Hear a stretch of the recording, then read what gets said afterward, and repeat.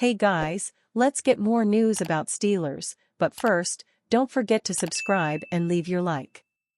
Asked and answered, July 2nd. Brian Miller from Bristol, Tennessee. I just finished reading Chuck Noll, His Life's Work by Michael McCambridge.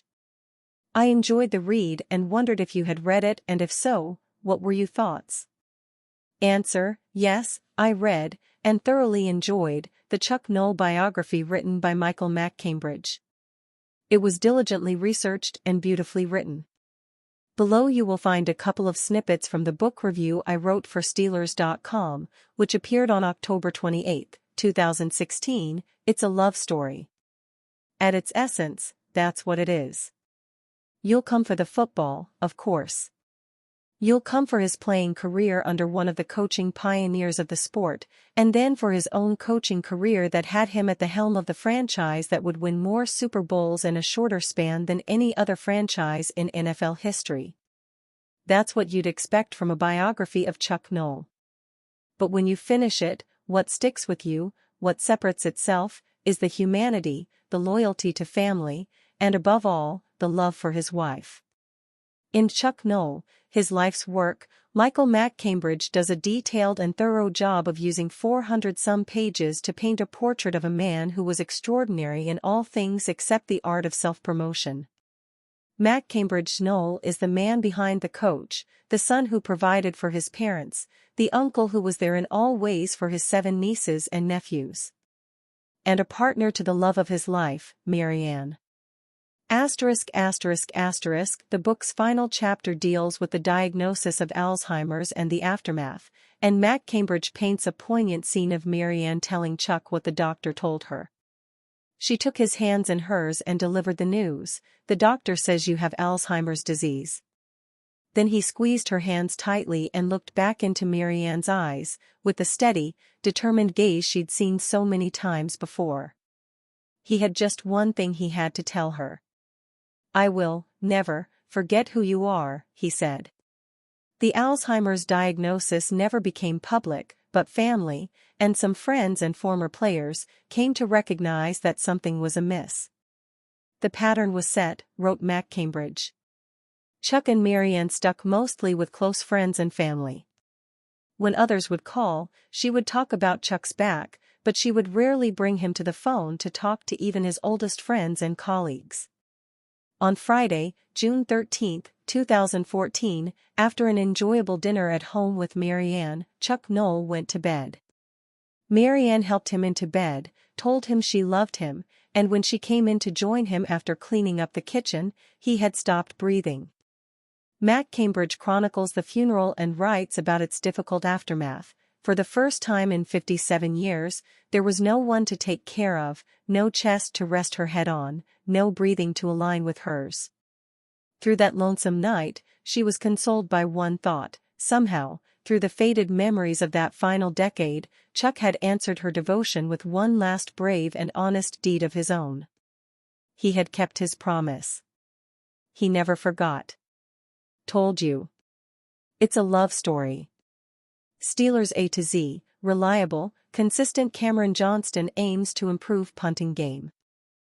Cameron Johnston experience/age, 7th season/32 contract status, $2,083,333 salary cap hit for this season, signed through 2027. The past. The Australian native spent the first 3 seasons of his NFL career with Philadelphia and the next 3 with Houston, so it stood to reason that Johnston would ink a 3-year contract with the Steelers that will pay him $9 million, including a $2.875 million signing bonus. Johnston had the best net punting average of his career in 2023, at 43.7 yards. He also had a career-low 3 touchbacks while placing 30 attempts inside the 20. Johnston's net average ranked tied for 5th in the NFL, while the Steelers' Presley Harvin III ranked number 30 at 39.1 yards among all punters who played in more than a handful of games. In 2021, Johnston had the dubious distinction of leading the NFL in punt attempts and total yardage at 88 and 4,108, respectively. His attempts dropped to 66 last season thanks to an improved Texans offense. 2024 Outlook. The Steelers showed they were serious about upgrading their special teams when they released Harvin, who had one more year left on his rookie deal, in February. And one of their first moves in free agency was securing Johnston to a 3-year contract. Johnston's consistency is something the Steelers valued, as he never averaged fewer than 40.6 yards in any of his 6 NFL seasons. He also placed 45.5% of his attempts inside the 20 last season. Johnston is one of the few players in camp who will face no competition in training camp. The Steelers elected not to sign another punter to the 90-man roster. Steelers may shift wide receiver trade efforts due to a cheap Jerry Jones in Dallas. It remains to be seen if the Pittsburgh Steelers will make an aggressive move in order to acquire a dynamic wide receiver to pair with George Pickens. Currently, it seems like Van Jefferson could end up being second on the depth chart if general manager Omar Khan decides against making a shocking trade.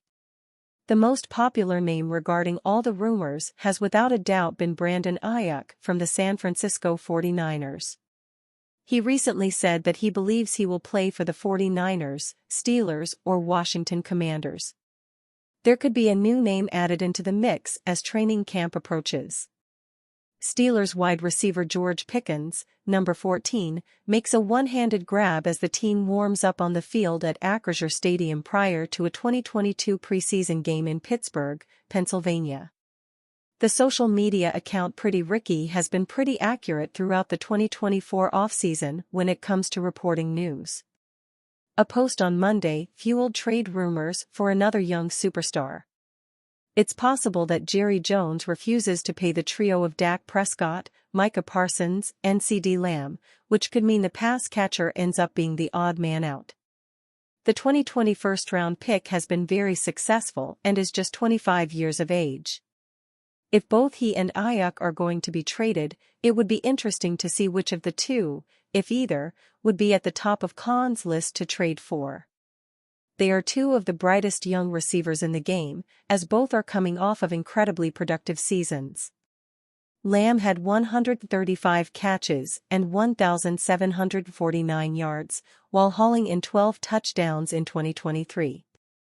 He has been healthy throughout his career, and it would be easy for one to argue that he deserves $30 million or more per year in a new contract.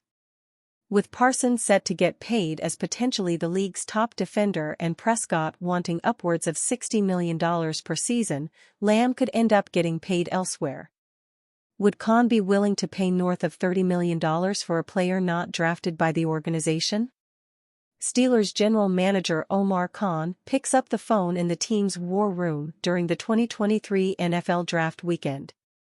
Reports out of San Francisco recently stated that Ayuk and the 49ers had a good meeting, and if he does indeed stay there, it opens up the possibility for Deebo Samuel to be traded, or general manager John Lynch to do nothing else at all.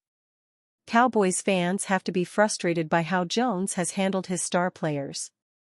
The franchise wasn't too aggressive in free agency and also seems hesitant to reward its best contributors on the field.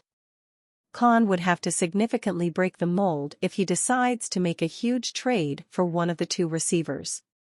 The cap space can be found in future years, but the team also has to think about paying guys like Pickens and Pat Freiermuth. Additionally, there are no quarterbacks under contract for 2025, which means paying one or multiple will be in play as the 2025 offseason comes around. It's hard to believe that the Steelers have what it takes to be a dynamic offense without a second dominant wideout running opposite of Pickens. Ayuk is an attractive option, but if his situation gets resolved soon and the social media report of Lamb wanting a trade is true, Khan and Pittsburgh could quickly shift the top target to being Lamb from Dallas. And you fan? What do you think of the situation of Ceedee Lamb? Leave your opinion in the comments.